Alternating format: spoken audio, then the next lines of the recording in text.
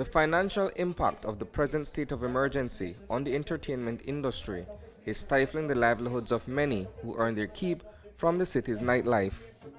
Once an area teeming with activity, the Strip, as it is popularly known, is but a shell of its former self. Gone are the seemingly endless parties at Sit and Sip or wild weekends at Thirsty Thursday. Along with the club scene, a vital part of the local economy has also disappeared. There seems to be no data as to when we are going to be open. It's very hard for us to budget at this point. We still have bills to pay. We still have rent to pay, electricity to pay. Our employees are displaced. And it just seems indefinite at this point. So, I mean, we have our facilities here. We've been closed down, and at this point, there's no way forward. That uncertainty in the face of a stringent curfew continues to crush these businesses. The economy is slowly reopening, but not fast enough for these establishments to get back on their feet. Shisha, formerly the tap room, underwent a complete renovation in anticipation of the summer months. It wasn't open for more than a week when Daniel Chakron was forced to pull down the shutters. Definitely, as the months, weeks goes by, days, you're losing. So there's not exact amount on how much or what, but it's definitely a big loss for us. In early April, during the COVID-19 outbreak in Belize, all nightclubs, restaurants, and bars were summarily closed as part of a countrywide lockdown.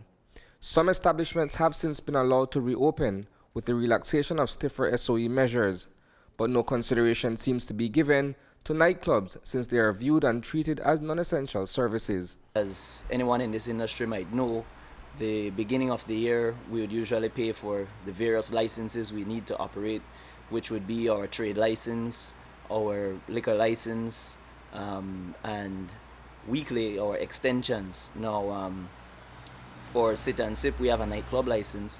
So we already paid $3,000 for our nightclub license, and our trade license we already paid $4,950. And like I said, that's just money that was spent that by this time we were planning to try to recoup those expenses to continue on for the rest of the year. But at this point, it just seems indefinite. Across the street, Thirsty Thursday has been in existence for the past 10 years. Since the lockdown, everything has been put on hold. We've always been a hybrid kind of a business. We've always enjoyed the night thing, and we throw in some food and so on.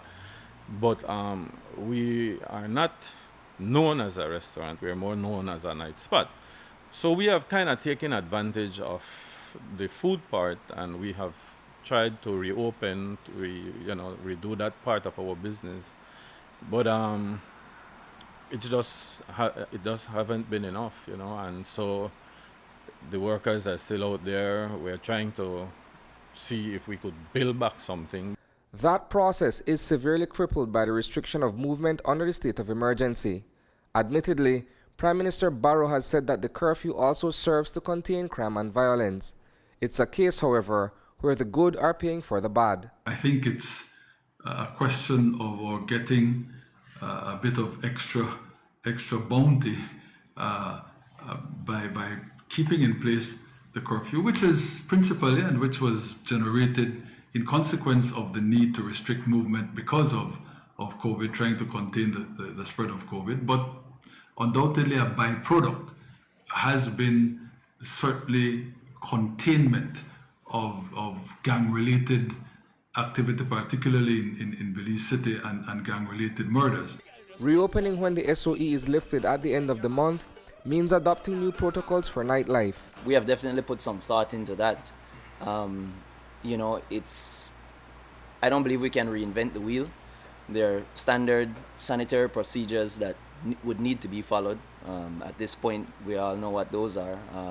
Wear the mask, sanitize your hands, just proper hygiene.